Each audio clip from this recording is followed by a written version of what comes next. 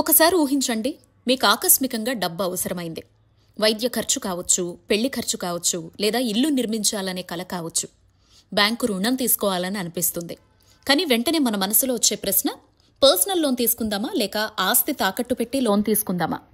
రెండింటికి పేరులోనే తేడా కనిపిస్తుంది, కానీ వాస్తవానికి వాటి మధ్య చాలా పెద్ద తేడా ఉంటుంది. ఇవాళ ఈ వీడియోలో మనం ఆ తేడాను క్లియర్గా తెలుసుకుందాం. ముందుగా పర్సనల్ లోన్ అంటే ఏంటో తెలుసుకుందాం.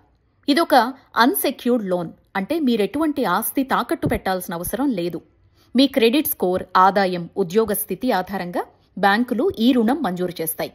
వైద్య ఖర్చులు, ట్రావెల్ ప్లాన్లు, పెళ్లి ఖర్చులు, చిన్న చిన్న వ్యక్తిగత అవసరాలకు పర్సనల్ లోన్ చాలా ఉపయోగపడుతుంది.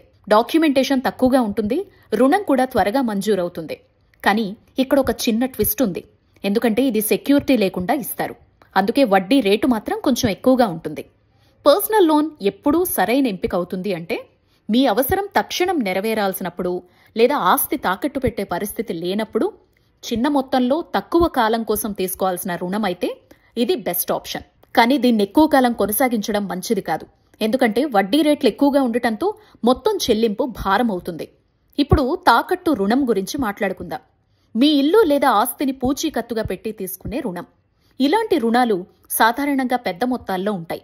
ఇల్లు కొనుగోలు చేయడానికి, కొత్తగా నిర్మించడానికి, లేదా ఉన్న ఇంటిని రిపేర్ చేయడానికి ఎక్కువగా వాడతారు.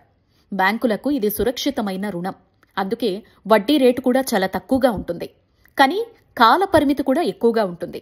కొన్నిసార్లు 20 నుంచి 30 ఏళ్ల వరకు కూడా ఉండొచ్చు. మీ వద్ద ఆస్తి ఉంటే, మీరు పెద్ద మొత్తంలో రుణం తీసుకోవాలి అనుకుంటే తాకట్టు రుణం చాలా మంచి ఆప్షన్.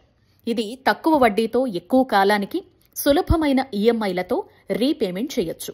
అంతేకాదు, ఆదాయ పన్ను చట్టం ప్రకారం హౌసింగ్ లోన్పై పన్ను మినహాయింపు కూడా పొందొచ్చు. కానీ జాగ్రత్తగా ఉండాలి, రుణం చెల్లించకపోతే ఆస్తిని కోల్పోయే ప్రమాదం ఉంటుంది. సింపుల్గా చెప్పాలంటే, మీ అవసరం అత్యవసరమైతే తప్ప తక్కువ మొత్తంలో ఉంటే పర్సనల్ లోన్ తీసుకోండి. మీ అవసరం పెద్దది, ముఖ్యంగా ఆస్తి సంబంధితమైతే తాకట్టు రుణం సరైంది. 2 రకాల రుణాలకి మంచి చెడు ఉన్నాయి. మీరు రుణం తీసుకునే ముందు మీ ఆదాయ స్థితి, చెల్లించే సామర్థ్యం, అవసరాన్ని బాగా అంచనా వేసుకుని నిర్ణయం తీసుకోవాలి. ఇప్పుడు మీరు స్పష్టంగా తెలుసుకున్నారు కదా, పర్సనల్ లోన్, తాకట్టు రుణం మధ్య తేడా ఏంటో. మీ అవసరానికి ఏది సరైందో మీరే డిసైడ్ చేసుకోండి. ఈ వీడియో నచ్చిందా? తప్పకుండా లైక్ చేయండి. మీ ఫ్రెండ్స్ అండ్ ఫ్యామిలీ మెంబర్స్కి షేర్ చేయండి. మన ఛానల్ని సబ్స్క్రైబ్ చేసుకోండి.